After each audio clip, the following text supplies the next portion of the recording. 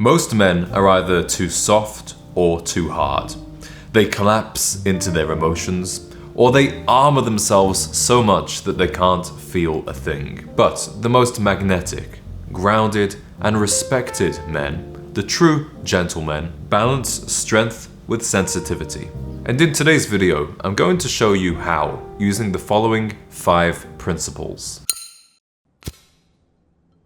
Hello, my name is James, and I am on a mission to create a generation of gentlemen. The first lesson you must learn if you wish to balance strength with sensitivity is that true strength lies in a grounded presence.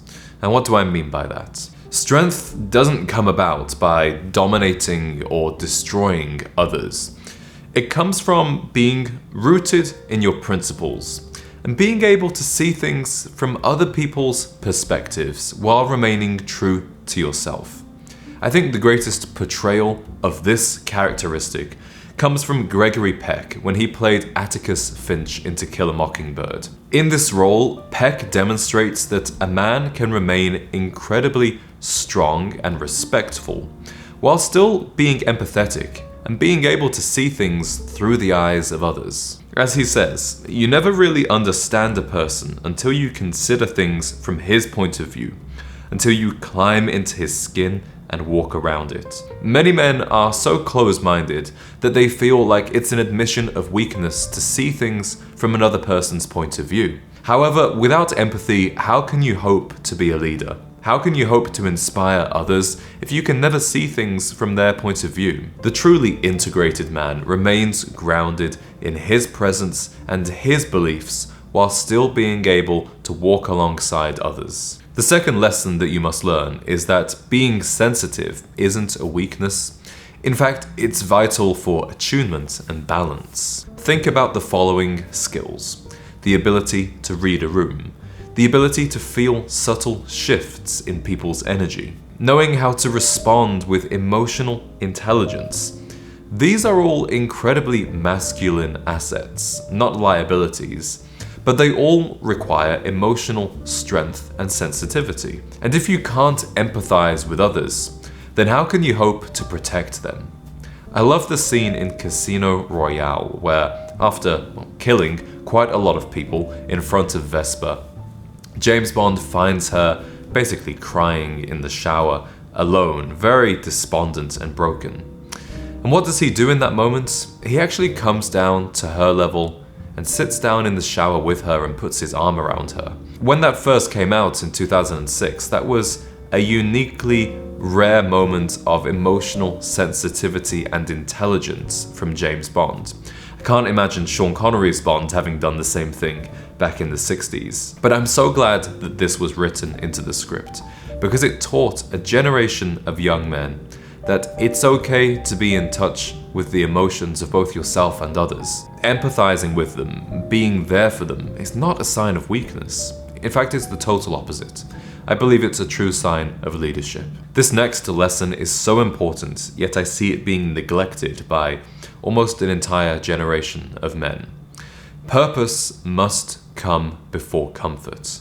And this plays more into the strength side than the sensitivity. I strongly believe that every man needs a North Star of purpose toward which he aims in everything he does in his life. And he does not compromise on this purpose, no matter what temptations come his way.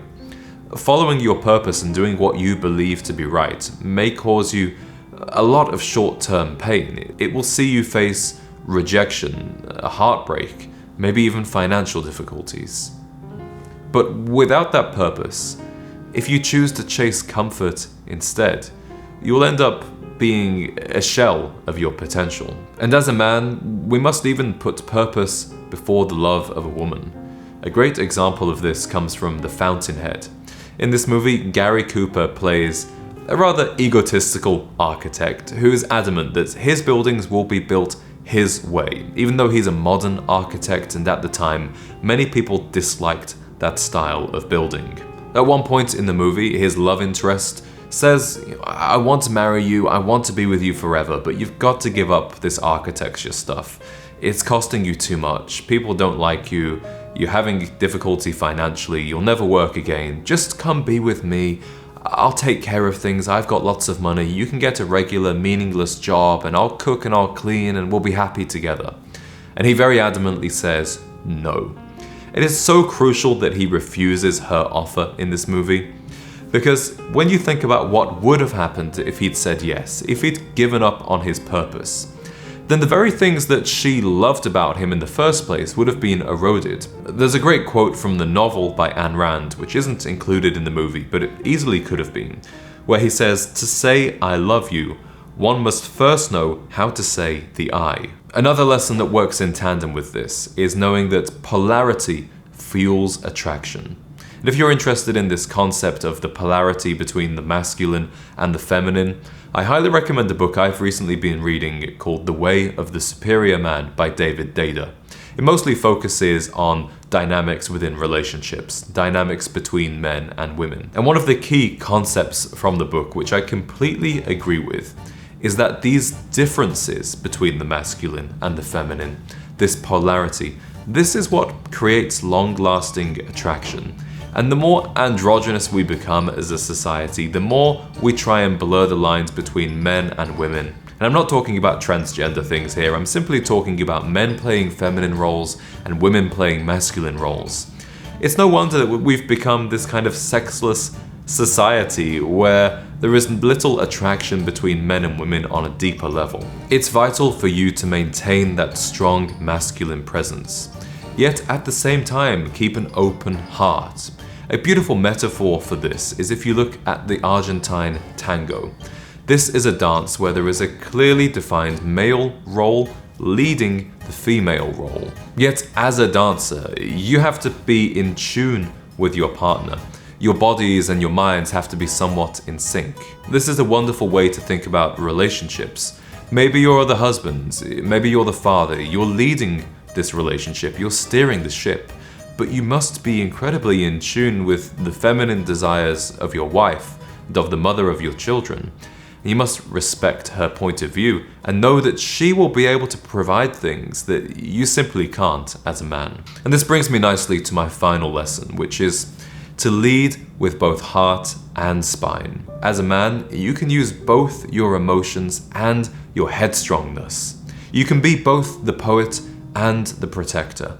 And if you're able to play both of these roles, then your woman will only love you all the more, and you'll only be a better father and a better leader in your community.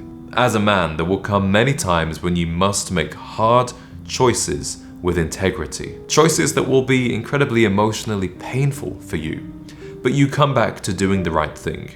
Just like Rick Blaine in the end of Casablanca, he has to give up on his love. He has to let her go back to her husband. And if you think about why he allows her to go back to Laszlo, it's not because he particularly wants her to be with a different man. It's because Laszlo is doing incredibly important work, leading the resistance against the Nazis. And he knows that he needs that woman by his side so that he can fulfill his duty. And ultimately, that's more important to the world than his desire for his lover. And Rick Blaine doesn't pretend to be this morally superior character who's able to always do the right thing. It's clearly very difficult for him. And I love this quote where he says at the end, as he's letting her go, "I'm no good at being noble, but the problems of three little people don't amount to a hill of beans in this crazy world." This crazy world doesn't need more angry men, but nor does it need more passive men, nor men who can't regulate their emotions. It needs men who can feel, yet still act with integrity. Men who can be lovers and leaders at the same time. Men who know when to open their hearts and when to stand their ground. And if you're ready to embody that balance, you're already one step ahead of most men, and I encourage you to keep going. Gentlemen, thank you very much for watching today's video.